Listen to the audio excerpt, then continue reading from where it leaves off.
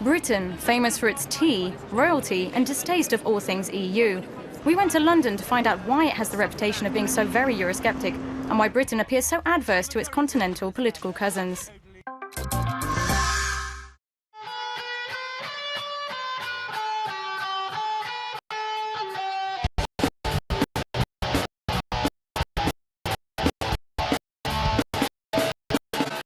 England is kind of half-hearted about their situation. They want to gain the benefits of Europe, but when it comes to the bad points, they don't want to just suffer that. Do you know what I mean? We kind of have to care about it, so we're all now. The majority of people in this country are totally and completely anti-Europe. I just get on with my life and do my little bit. Let Europe get on with it. Eat my chicken. That's what I do. In a nation of 62 million, there are sure to be some diverging opinions on Europe and how it's reported.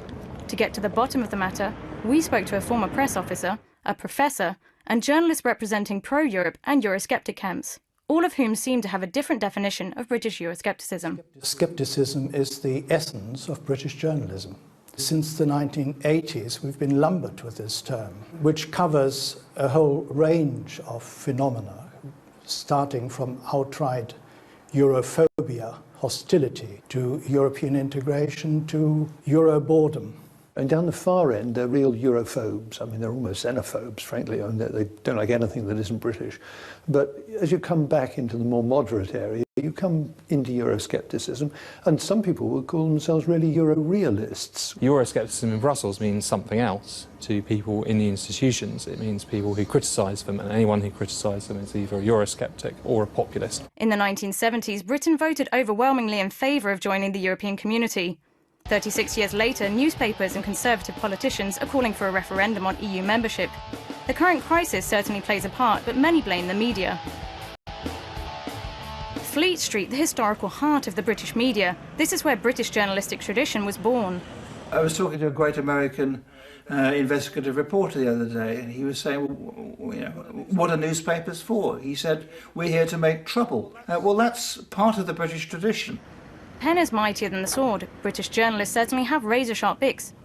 I've been in Brussels for nearly 9 years. I've worked for about 5 years with The Telegraph. I know the institutions pretty well. I can be very nerdy if I want to be. British journalists are much more aggressive, so we will be quite rude to people, I think. That's what people think we're being, because we're not particularly deferential to, Monsieur le Président or whoever it is. The market also calls for this aggressive approach. With 10 national newspapers and countless regional sheets all competing for attention, the headlines have to appeal to the right audience.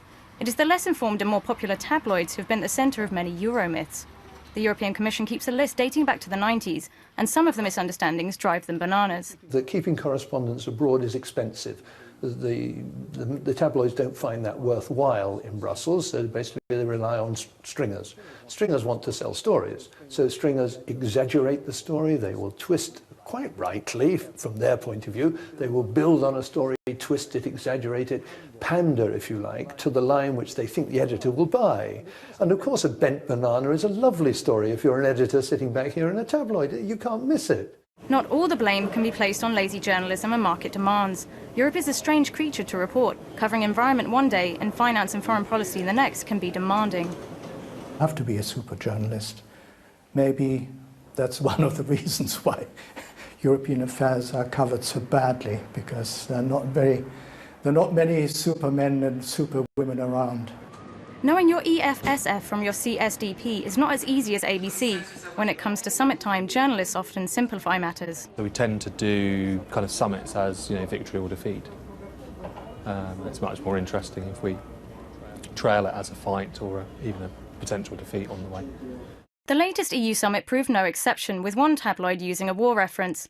The news is not about reporting when everything works well, so for all their faults, perhaps the British press is right to keep a critical eye on an institution that's growing in importance.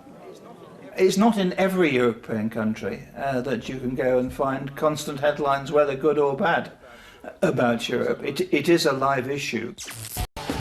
Perhaps Oscar Wilde put it best when he said there's only one thing in life worse than being talked about, and that's not being talked about.